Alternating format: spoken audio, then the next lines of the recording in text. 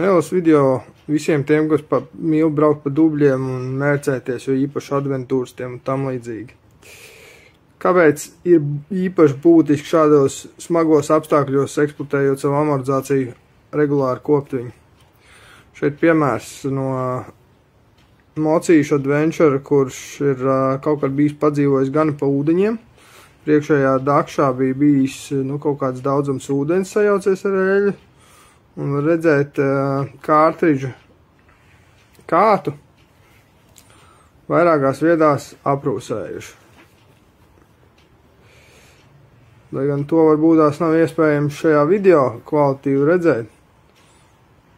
Rūsa ir pietiekami dziļa, lai gan virspusē viņi ir iespējams notīrīt.